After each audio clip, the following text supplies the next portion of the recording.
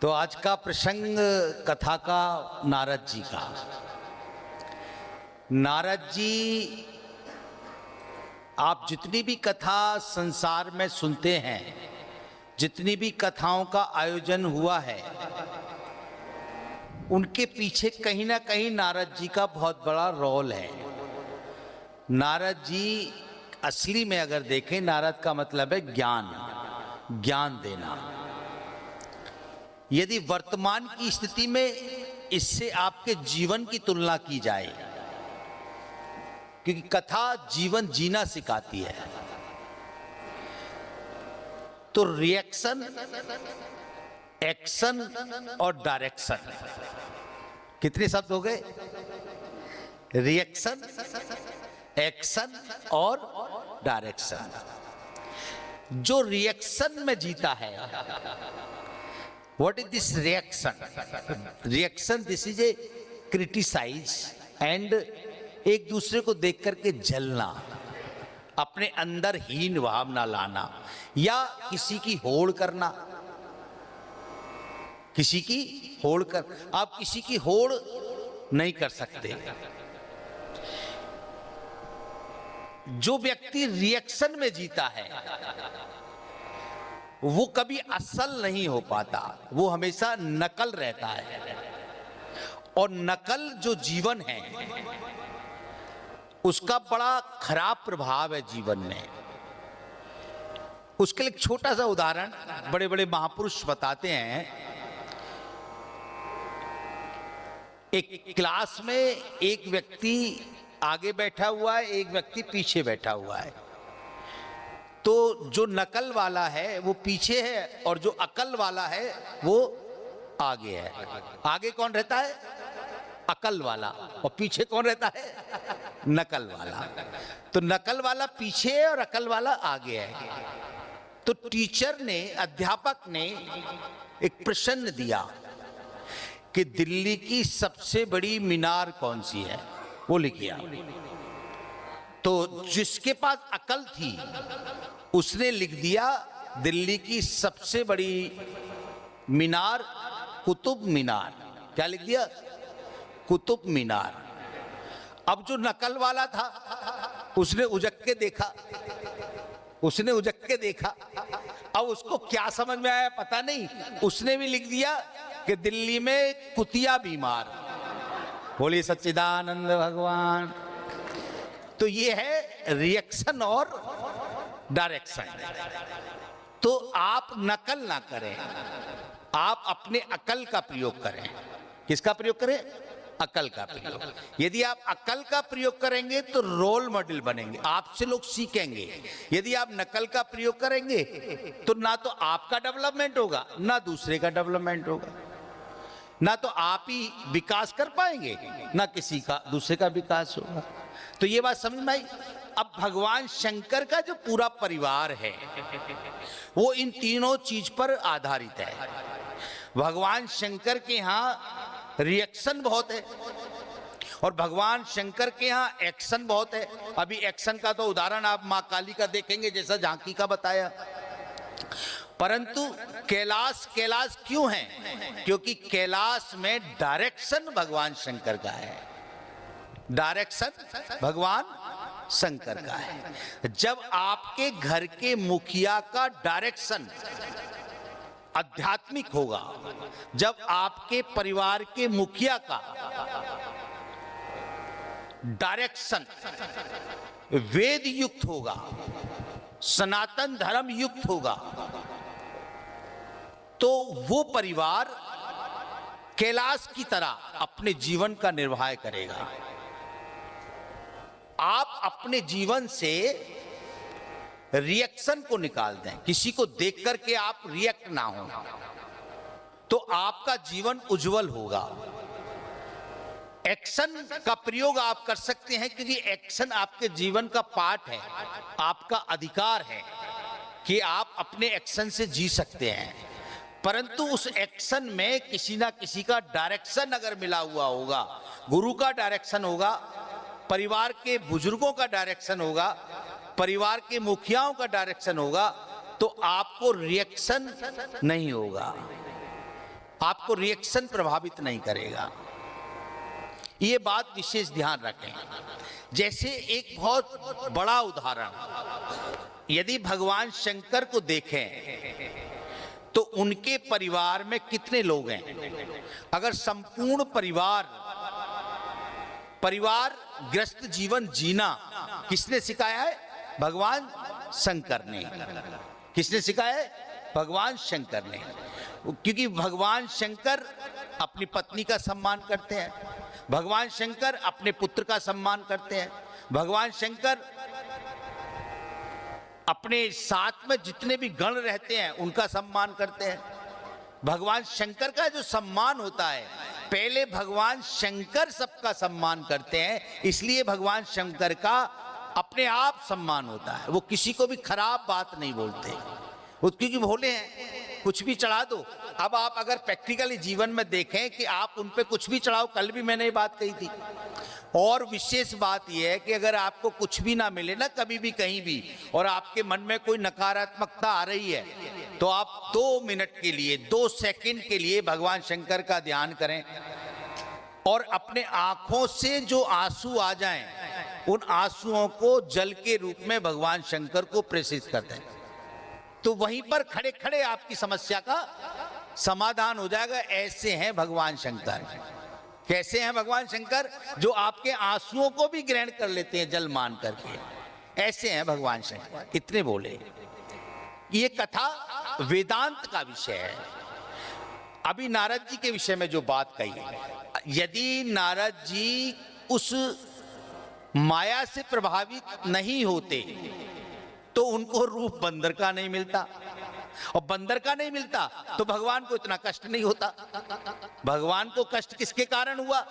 भगवान राम को वियोग किसके कारण हुआ? क्योंकि नारद जी का श्राप। तो जितनी भी कथाएं बनी है वो नारद जी के द्वारा बनी है। भगवान शंकर के परिवार की बात करें, आप सब लोग अपने अपने परिवार की कल्पना करना। आपके परिवार में आप हैं, आपकी धर्म पत्नी है, आपके पुत्र हैं, आपकी पुत्रियां हैं, सास है, ससुर हैं, नंद है, देवर है, बहुत सारा परिवार है। अब उस परिवार में रिएक्शन और एक्शन 2 प्रभावशाली हैं, परंतु परिवार का जो मुखिया है उसका डायरेक्शन अगर सही है तो परिवार मंदिर की तरह चलता है। भगवान शंकर का वाहन कौन है? भगवान शंकर का वाहन कौन है? नंदी। नंदी बड़ा सरल और बड़ा विनम्र, सबसे ज्यादा सीधा जानवर, सबसे ज्यादा सीधा किसी पशु को माना जाता है तो वो गऊ को माना जाता है, क्योंकि गऊ हमारी माता है। गऊ के अंदर 33 कोटि देवताओं का वास है, इसलिए गऊ बड़ी विनम्र है, बड़ी सरल है, हमारी माता है। उसका जो नंदी है वो भी बड़ा सरल और विनम्र है। तो नंदी को यदि आप देखें तो भगवान शंकर के साथ जो 24 घंटे हमेशा भगवान शिव में रहे, वो नंदी भगवान के साथ विराजमान है। अब भगवान की धर्मपत्नी माता भगवती, जिनके लिए अभी कहा काली, जब विराट रूप में आ जाए तो महाकाली, महाकाली उनको कोई फिर रोक ही नहीं सकता, क्रोध आ जाए। अब उनका वाहन भी वैसा ही है, शेर। उनका वाहन कैसा है? शेर। यानी भगवान शंकर बहुत विनम्र तो उनका वाहन भी बहुत विनम्र, नंदी। और माँ काली एक्शन में जीती हैं। किसमें जीती है? एक्शन में रहती हैं। माँ काली किसमें रहती है? एक्शन में। कभी भी कोई घटना घट जाए कैलाश पे तो तुरंत गुस्सा किसको आता है? भगवती को, माँ काली को गुस्सा आ जाता है। एक्शन है उनका। तो उनका वाहन कैसा है? शेर। तो एक्शन और रिएक्शन दोनों की बात समझ में आ रही है। अब वो बहुत भोलेनाथ, उनका वाहन नंदी, और वो बहुत एक्शन में रहती है, शक्ति है ना, पावर है। उनका वाहन शेर। अब शेर और नंदी दोनों को अगर आप देखें तो शेर हमेशा नंदी को घूर के देखता है कि मैं इसे कब खा जाऊं, मैं इसे कब खा जाऊं। तो वहां पर है भगवान शंकर का डायरेक्शन, वहां पर है भगवान शंकर का डायरेक्शन। दोनों के लिए पावर है। यदि एक ने भी उपद्रव किया तो फिर पनिशमेंट मिलेगा, वो डायरेक्शन है। तो भगवान का वो डायरेक्शन दोनों को वश में करके रखता है, दोनों को वश में करके रखते, तब वो कैलाश है। अब भगवान शंकर के दूसरे पुत्र, सबसे छोटे, सबसे लाडले, सबसे प्यारे, सर्वप्रथम पूजा जिनकी होती है, घर के जो बड़ा बेटा होता है ना घर का, वो बेचारा कार्य में रत रह करके अपने जीवन की बहुत सारी कुर्बानियां देता है, और सबसे ज्यादा जीवन का आनंद छोटे पुत्र को होता है। किसको होता है? छोटे पुत्र को, क्योंकि उसने अपने जीवन में आनंद ही आनंद, सबका प्रिय है ना। तो अब कार्तिक बड़े पुत्र हैं और छोटे पुत्र हैं गणेश, सर्वप्रथम पूजन। अब उनका वाहन क्या है? चूहा। और भगवान शंकर के गले में क्या रहता है? नाग। दोनों की दुश्मनी। यदि सर्प किसी चूहे को देख ले तो बिल में घुस के निकाल लाता है, तो वो नाग उनके गले में बैठ करके उसको रिएक्शन होता रहता है चूहे से, और चूहा डर के मारे बैठा रहता है।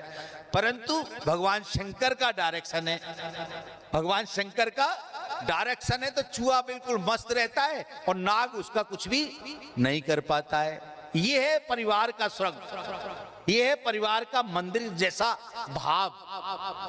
तो डायरेक्शन बहुत महत्वपूर्ण है।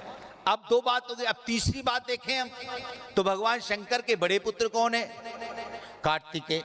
कार्तिकेय का वाहन है मोर। कार्तिकेय का वाहन क्या है? मोर। और मोर और सर्प की दुश्मनी रहती है। मोर अगर सर्प को कहीं भी देख ले तो ऊपर से उड़ते हुए मोर को पकड़ के ले जाता है। अब भगवान शंकर का वहां भी डायरेक्शन है, ना तो मोर कुछ कर पाता है और ना सर्प कुछ कर पाता है। ये प्रभाव है डायरेक्शन का, ये प्रभाव है डायरेक्शन का। अभी इन्होंने बात बताई आपको, पत्नी का विशेष महत्व दिया। वास्तविक देखा जाए पत्नी का जीवन में बहुत विशेष महत्व है। अब भगवान शंकर, पत्नी के अंदर एक बहुत बड़ा गुण है, पत्नी के अंदर एक बहुत बड़ा गुण है, वो सब कुछ बर्दाश्त कर सकती है मगर अपने पति को किसी के साथ शेयर नहीं कर सकती, बांट नहीं सकती। पत्नी अगर कम है सामान तो भी रह लेगी, भूखी है तो भी रह लेगी, कम पैसा है तो भी रह लेगी, घर छोटा है तो भी रह लेगी, परंतु पति को किसी के साथ बांट नहीं सकती। ये पत्नी का विशेष गुण है। तो भगवती तो धर्म पत्नी भगवान शंकर की, और भगवान शंकर जिनके शीश पर कौन बैठी है? गंगा। अब दोनों एक दूसरे की तुलना अगर करें तो गंगा तो कहती है कि आपने मुझे ऐसा पनिशमेंट दिया है कि सिर पे बिठा लिया, कभी आप मेरा चेहरा ही नहीं देखते, कभी आप मेरा चेहरा नहीं देखते। और पार्वती कहती हैं कि आपने मुझे चरणों की दासी बना के रखा हुआ है और उस पे उसको सिर पे चढ़ा रखा है। ये दोनों में कंफ्यूजन, परंतु उन दोनों को डायरेक्शन, वो शीतलता प्रदान करती हैं और वो सुरक्षा प्रदान करती हैं, वो शीतलता प्रदान करती हैं और वो सुरक्षा प्रदान करती हैं। तो ये जो विषय है, ये विषय है रिएक्शन, एक्शन और डायरेक्शन। तो इस कथा से शिव पुराण ने आपको क्या सिखाया? शिव पुराण ने सिखाया कि आप कभी भी रिएक्शन में ना आए, किसी को देख करके आप प्रभावित ना हो।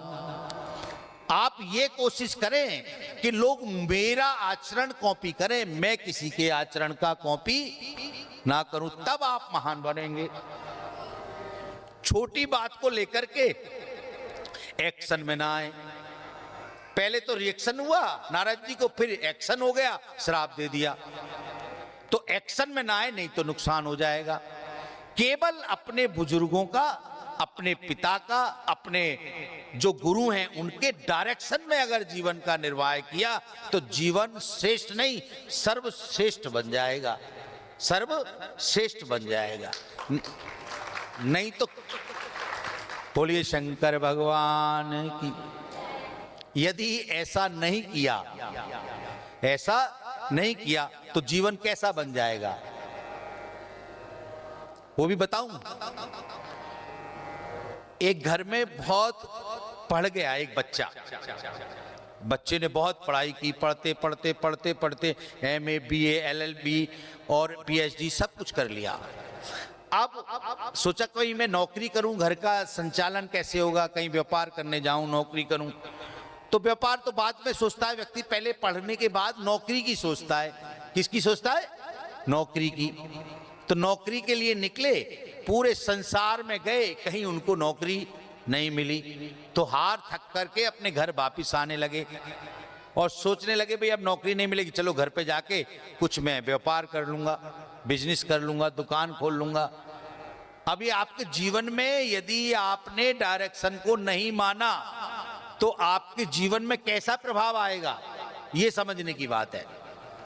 अब वो अपने गांव से जब वापिस आने लगे तो भगवान का एक मंदिर में बैठ करके भगवान की थोड़ी प्रार्थना की। भगवान तो बड़े भोलेनाथ, बड़े सरल हैं, बड़े विनम्र हैं, रोते रोते प्रार्थना कर रहे थे कि प्रभु मैं घर का कैसे पालन करूंगा, कुछ मुझे भोजन प्राप्त करने के लिए कोई साधन मिल जाए, कोई नौकरी मिल जाए। तो भगवान कहते मैं अपनी तरफ से किसी को कुछ नहीं देता, जो चीज आप मुझ पर चढ़ाते हो मैं वही दे देता हूं। भांग पीने वालों को भांग अच्छी लगी तो उन्होंने भांग चढ़ाई, भगवान ने वो भी स्वीकार कर ली। धतूरे पीने वालों को धतूरा अच्छा लगा, धतूरा चढ़ाया, भगवान ने वो भी स्वीकार कर लिया। जो पदार्थ आप फल चढ़ाते हैं, फल भगवान स्वीकार कर लेते हैं और पुजारी वही फल आपको वापस दे देता है। तो रोते रोते मन में ख्याल आ गया, मन में प्रार्थना की, तो भगवान प्रसन्न हो गए। भगवान ने कहा क्या इच्छा है? कि एक नौकरी चाहिए छोटी सी। तो ठीक है, जब जाइए तथास्तु, मिल जाएगी। अब वहां से चलने लगे। जब चलने लगे तो रास्ते में क्या देखते हैं? एक सर्कस लगा हुआ है। सर्कस समझते हैं? सर्कस उसको कहते हैं जिसमें अपनी आर्ट को, अपनी कला को प्रदर्शित किया जाता है, उसका नाम सर्कस है। जिसमें अपनी कला को प्रदर्शित करते हैं उसका नाम सर्कस है। तो सोचा अब यहां जाके पूछ लेता हूं, यहां नौकरी मिल जाए। तो जाकर के उसके मालिक से मिले तो उसने कहा भैया क्या काम है? बोले काम कुछ नहीं, मुझे नौकरी चाहिए। बोले हमारे यहाँ तो जगह खाली नहीं है। भाई मैं बहुत परेशान हूँ, बहुत परेशानी में हूँ, आप मुझे कोई भी काम दे दें, गार्ड का दे दें, कोई भी चौकीदारी, कोई भी काम दे दें। उनने देखा उसकी विनम्रता, सरलता, देखा यार बहुत परेशान है, कोई बात नहीं। भैया अरे हमारे यहाँ एक बंदर था। कौन था? बंदर। वो कल किसी कारणवश मर गया, अब उसकी जगह खाली है। किसकी जगह खाली है? बंदर की। अब आप वो नौकरी कर लो। बोले करना क्या है? जो बंदर करता था वही आपको करना है। बोले ठीक है, नौकरी लग गई। कल सुबह आ जाना। कल सुबह तनख्वाह क्या मिलेगी? 1500 रुपया। उस जमाने में 1500 भी बहुत होते हैं। जिस जमाने की ये बात है, महापुरुषों ने जो वाक्य बनाए हैं उनका बड़ा लॉजिक है। सुबह वो आया, बड़ा नहा धो करके, बड़ा तैयार होकर के आया। क्या करना है? रिंग में चले जाओ, रिंग मास्टर बता देगा क्या करना है। अब वो रिंग में आ गया, रिंग मास्टर से पूछा भैया मेरी नई नौकरी लगी है, मुझे करना क्या है? बोले भैया हमारे यहाँ का जो बंदर समाप्त हो गया, मर गया है, वो जो करता था वही तुम्हें करना है। तो ये बंदर की ड्रेस पहन लो और जो बंदर करता था वही तुम्हें करना है। बोले करता क्या था बंदर? बोले बंदर करता था कि अभी एक शेर आएगा। कौन आएगा? शेर आएगा एक, और शेर मुंह खोलेगा और बंदर अपनी गर्दन उसके मुंह में देता था। बोलेगा मुझे नहीं करनी नौकरी, मुझे नौकरी नहीं करनी तो प्राण चले जाएंगे। जब प्राण ही नहीं रहे तो फिर क्या रहा? कि मुझे नहीं करनी नौकरी। बोले अब तो तुमने कमिटमेंट किया है, एग्रीमेंट किया है, तुम्हें करनी पड़ेगी। खैर प्रभाव में आकर के और वो ड्रेस को पहन लिया। अब जब ड्रेस को पहन लिया तो अंदर से बड़ा मन विचलित, भगवान को याद किया। भगवान ने थोड़ा धैर्य दिया। भगवान धैर्य प्रदान करते हैं। जब आप भगवान को याद करते हैं तो भगवान क्या देते हैं? आपको धैर्य देते हैं। और जैसे आपके हृदय में धैर्य आ जाता है, आप विकार मुक्त हो जाते हैं, कष्ट मुक्त हो जाते हैं। आपको लगता है मेरा जीवन बड़ा सरल हो गया, भगवान की बड़ी कृपा, भगवान ने धैर्य दिया। इतनी देर में वो शेर आ गया।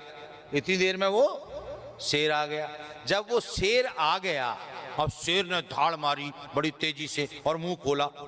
अब रिंग मास्टर ने कहा भैया शेर आ गया, इसके मुंह में अपनी गर्दन डालो। अब वो शेर आगे बढ़े और वो बंदर पीछे हटे, और वो आगे बढ़े वो पीछे हटे, वो आगे बढ़े वो पीछे हटे। ऐसे करते करते करते करते 5 मिनट व्यतीत हो गए। जब 5 मिनट व्यतीत हो गए तो विषय क्या था? रिएक्शन, एक्शन और डायरेक्शन। तो डायरेक्शन रिंग मास्टर का था और रिएक्शन और एक्शन में वो दोनों थे। शेर का एक्शन था और उस बंदर का रिएक्शन था। अब जब थोड़ी देर हो गई और वो आगे नहीं बढ़े, वो पीछे जाए और वो आगे बढ़े शेर, तो शेर ने कहा भाई तू डर क्यों रहा है, तुझे 1500 मिल रहे हैं, मुझे 2500 मिल रहे हैं, ना तू असली है और ना मैं असली हूं, दोनों एक सही हैं, दोनों एक सही हैं। तो यदि आप रिएक्शन में जियोगे तो ना तो भगवान को प्राप्त करोगे ना शांति को प्राप्त करोगे। यदि एक्शन में जियोगे तो डर भयभीत रहोगे, और अगर डायरेक्शन में जियोगे तो जीवन का कल्याण हो जाएगा, जीवन का कल्याण हो जाएगा। इसलिए लोग गुरु की शरण में चले जाते हैं, इसलिए लोग भगवान की शरण में चले जाते हैं। कल का एक छोटा सा वाक्य बताता हूं। हमारे एक महात्मा जी ने कहा, गुरुदेव आप जो है जब पूजा में बैठते तो मैं आपके जो वस्त्र हैं पूजा वाले वो लेने जा रहा हूं बाजार में, तो मैं कहाँ जाऊं? तो हमने कहा हमारे एक शिष्य हैं बहुत प्रिय है, अरुण जी के यहाँ चले जाना। किनके यहाँ चले जाना? अरुण पंसारी जी के यहाँ। वो अरुण पंसारी जी के यहाँ पहुंच गए। अरुण पंसारी जी अपने प्रतिष्ठान पर थे नहीं, उनके कोई सेवादार थे। उनने जाकर के फोन मिलाया, पूछा क्या है, कि वो महाराज जी आए हैं, क्या करना है, कि वो वस्त्र चाहिए गुरुदेव के। तो उन्होंने क्या शब्द कहा उनको, फिर मेरा बड़ा भाग्य है, अहो भाग्य मेरा कि गुरुदेव ने वस्त्रों के लिए मुझे चुना, आप जाइए जैसे वस्त्र चाहे वैसे दुला दीजिए। ये है डायरेक्शन, ये है विश्वास कि ये सब कुछ तो गुरुदेव का ही है। जब ऐसी भावना में व्यक्ति जीता है तो वो हर प्रकार के कष्टों से मुक्त हो जाता है। वहां लक्ष्मी का वास, वहां शक्ति का वास, वहां पर सभी देवी देवताओं का वास, उस घर को कहते हैं मंदिर। तो बोलिए सच्चिदानंद भगवान, तो बोलिए शंकर भगवान की।